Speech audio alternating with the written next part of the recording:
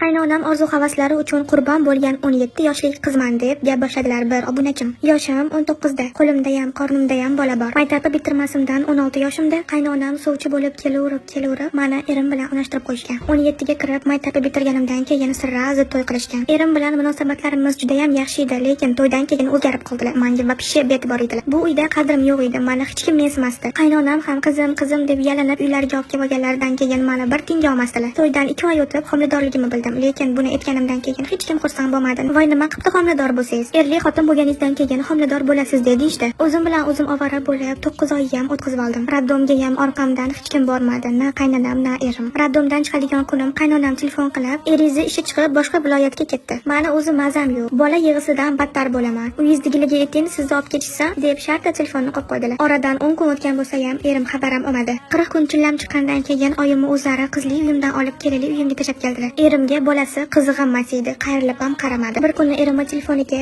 SMS keldi va men uni qattandir jur'at topib borib o'qidim. SMSda shular yozilgandi: "Bolalarni maktab bog'cha pulini to'lab qo'yishimiz kerak, adasi." Bularni o'qib muzlab qoldim va erimga "Kim bu, nima deyapti?" desam, "Xotinim, meni boshqa oilam bor. Shu paytgacha sezmadingmi? Men senga o'zimni xohishim bilan emas, oyim orzu havas, to'y, po'y deganlar uchun uylanib berganman. Uch to'ra yashab bersang bo'ldi, bahona topib haydab boraman degandilar. Lekin 2 yildan beri shu yerdasan. O'shaning uchun ham seni bu uyda hech kim bir tiyinga olmaydi" deb meni haqorat qildi. Uyalmaysizlarmi? 17 yosh qizni o'zinglarni orzu havatinglar uchun qurbon qilgani deb onasiga baqirsam, ona bola meni urib, bolam bilan sudrab uydan haydab yuborishdi. 3 oydan beri qizli uyimdaman. Yaqinda bildim, ikkinchimga ham homilador ekanman. Oyim qaynonamga homilador ekan desalar, oldirib tashasin, bizga kerak emas deb aytdilar. Gap so'zlarga qaraganda, erim oilasini uyga olib ketdi. Uyda baxtli oila bo'lib yashashayotgan ekan deb gaplarini tugatdilar. Siz bu hikoyaga ishonmagan bo'lsangiz, storiesda yozilgan isbotlari bilan qo'yaman. Agar sizga ham hayotiy hikoyalar yoqsa, like bosib, podpisatsiya bo'lib qo'ying.